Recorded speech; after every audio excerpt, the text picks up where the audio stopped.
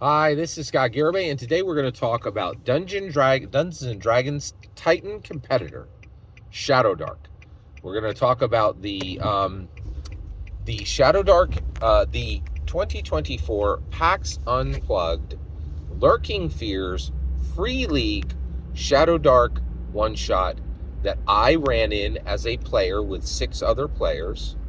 And we're going to talk about the timing on the game by Jurhan, the Dungeon Master. So Jurhan, he identified himself. He was 42-year-old male who identified himself at the end of the game as Jurhan. Okay, and he was running, right? So this whole thing. So I've already talked about the story. Today I just want to talk about the pacing of the game. All right. So this was a mini adventure, 2-hour adventure. I played in it for a reason. I no longer play in 4-hour anything. I don't play. To me, hello, if you're running a 4-hour tabletop role-playing game, you suck as a dungeon master. You suck as a game master. It is not the 1980s. People laughed at Martin Scorsese when he made a 3-hour and 15-minute movie. You are not better than Scorsese, okay? 4-hour game needs to die. This is not 1984. This is 2024, right? 2 hours is the right amount of time to run a tabletop role-playing game in it. And I actually joined Lurking Fears, like mini adventure, because it was the right amount of time I wanted to spend to play a tabletop role-playing game. 2 hours is appropriate, okay? And I actually run games right now. I have a system for 1 hour D&D, an entire adventure in 1 hour. I've run it multiple times at PhilCon. I've run it for many of my friends. I have a 1 hour D&D system where you get an entire adventure in 1 hour, okay? And I could do that because page 4 of the Dungeon Master Guide says, you're not in charge, the rules aren't in charge, you're in charge.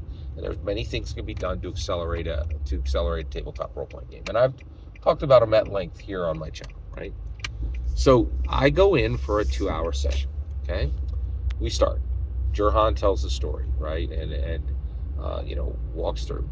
10 minutes at 12:20, dude comes over, stands next to Jurhan. Jurhan is rushing and never acknowledges the guy. So he never gets to warn him, right? 12:30, Lurking Fears walks right up and says, get out. Like, they said it nicer than that, Jurhan, but they're like, you're done. You're done. And guess what? We were halfway through the Rock Sasha fight with the Incubi, and if we had won that, we had been told by an imp that we'd be able to escape. Did we escape? Did we defeat the Rock Sasha? Did we defeat the Incubi? I don't know. Because Jurhan was not aware of what time it was and literally said at the end, oh, I'm so sorry, everybody. Just lost. I didn't really understand where we were in the time. Didn't understand that. Now, I don't know if he did. Well, actually, he could not possibly have thought he had a 4-hour slot. And the reason why was we were 5 to 20 minutes away from finishing. But we didn't finish. We did not finish, okay?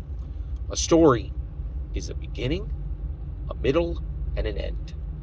That was an hour, and that was a 2-hour ride to nowhere for 7 players.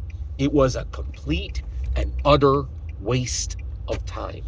I don't know if we died in the dungeon or if we lived. And that sucks.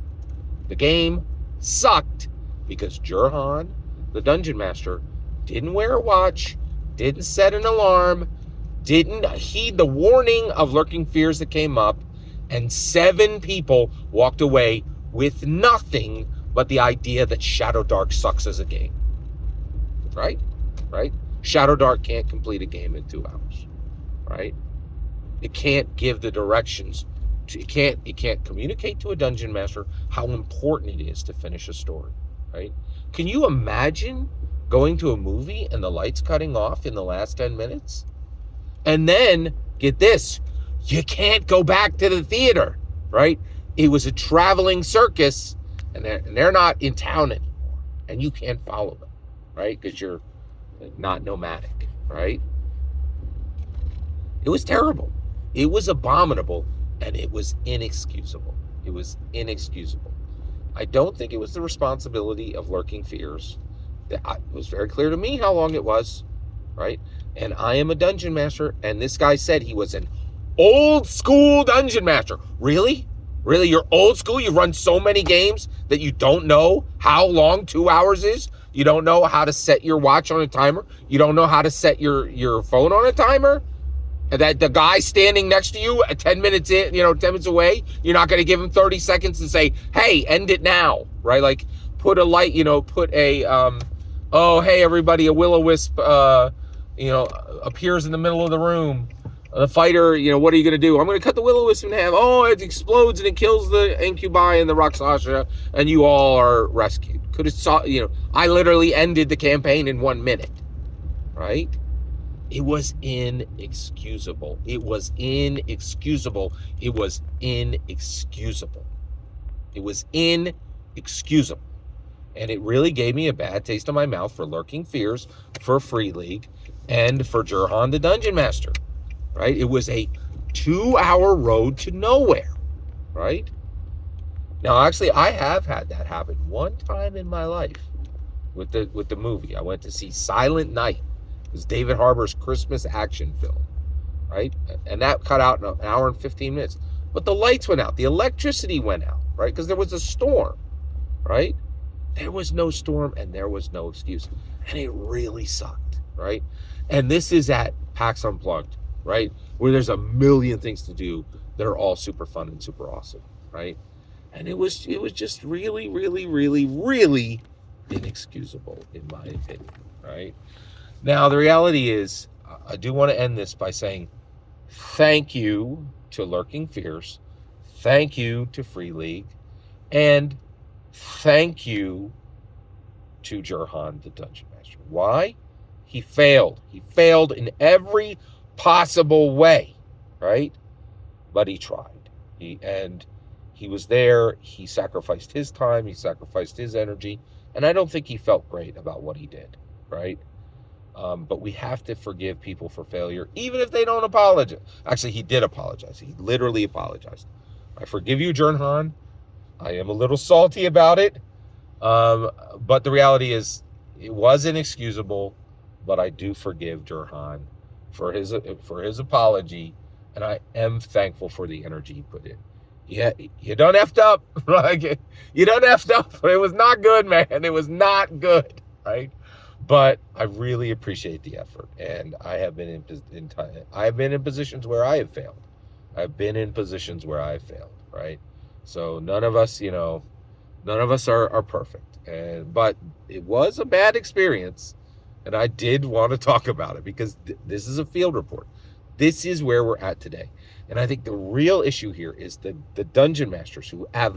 Here's what Jurhan has, right?